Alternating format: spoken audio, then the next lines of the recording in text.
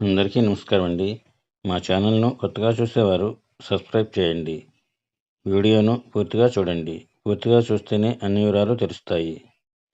ఇంకా వీడియోలోకి వస్తే బంగినపల్లి రకం మామిడి తోటకు పురుగుమందులు ఒక సీజన్లో 8 సార్లు స్ప్రే చేయాలి. అదే కలెక్టర్ రకం మామిడి తోటకు పురుగుమందులు ఒక సీజన్లో 4 సార్లు స్ప్రే చేస్తే సరిపోతుంది. బంగినపల్లి రకం మామిడికాయ కొయ్యాలంటే టన్నుకు సుమారు 4,000 రూపాయల వరకు ఖర్చు అవుతుంది. అదే కలెక్టర్ రకం మామిడికాయ కొయ్యాలంటే టన్నుకు 1,000 రూపాయలు ఖర్చు అవుతుంది. బంగినపల్లి కాయలను పెద్ద పెద్ద మార్కెట్లోకి తీసుకెళ్ళాలి.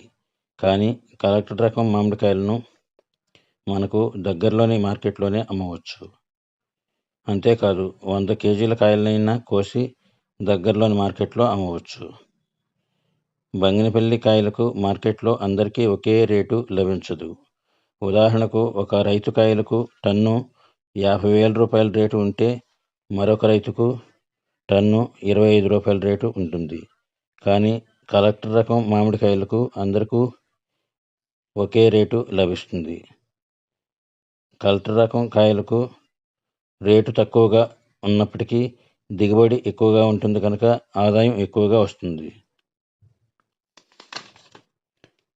బంగినపల్లి రకం మామిడి తోటకు పెట్టుబడి ఖర్చు బాగా ఎక్కువగా ఉంటుంది. కలెక్టర్ రకం మామిడి తోటకు పెట్టుబడి ఖర్చు తక్కువగా ఉంటుంది. బంగినపల్లి రకం కాయలు మంచి క్వాలిటీగా ఉంటేనే మంచి రేటు వస్తుంది. కలెక్టర్ రకం కాయలను ఉల్లిపాయ సంచుల్లో ప్యాకింగ్ చేసి మార్కెట్లో అమ్ముతారు. క్వాలిటీ తక్కువగా ఉన్నప్పటికీ పర్వాలేదు. మా వీడియో నచ్చితే లైక్ చేయండి, షేర్ చేయండి. All the best.